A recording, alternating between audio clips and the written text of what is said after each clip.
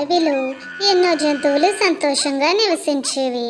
ఆ అడవిలో మిడి అనే మేక, జీతి అనే జింక, బన్ను అనే కోతి తమ జీవితాలను ఒకరికొకరు సహాయం చేస్తూ గడిపి ఒక అపూర్వమైన స్నేహాన్ని పంచుకుంటున్నాయి. ఒకరోజు అడవిలో భయంకరమైన భారీ గాలులు, తుఫాను మొదలయ్యాయి. పెద్ద పెనువృక్షాలు వంగిపోతున్నాయి. అడవి చుట్టూ గందరగోళమైన వాతావరణం అల్లుకుంది. జీతి జింక చుట్టూ చూస్తూ అల్లాడిపోయింది. ఇది మాకు మంచి సంకేతం కాదు.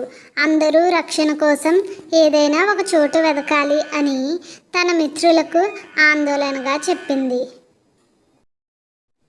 ఆ సమయంలో మిడి మేక తలెత్తి చెప్పింది, నిజమే, మనం అందరం కలిసి ఒకే చోట రక్షణ పొందినట్లయితే మనం తప్పకుండా సురక్షితంగా ఉండగలుగుతామని.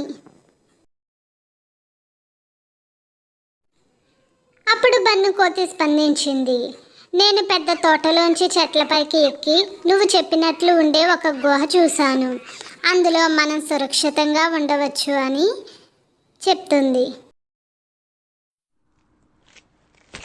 అవును బన్ను, ఆ గుహ వద్ద మన అందరం రక్షణ పొందవచ్చు అని రాయల కోతివేట అంగీకరించింది.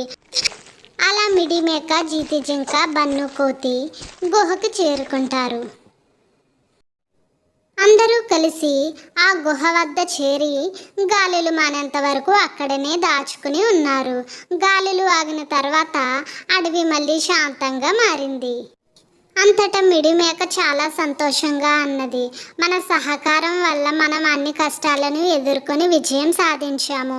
ఇది మనం కలిసి ఉన్నప్పుడు ఎలా పంజరాలు మెలిపోతాయి అనేది తెలియజేస్తుంది.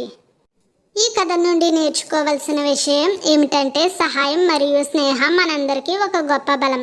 కష్టాలు, ఇబ్బందులు ఎన్ని ఉన్నా మనం కలిసి ఉంటే అవన్నీ అధిగమించవచ్చు అని.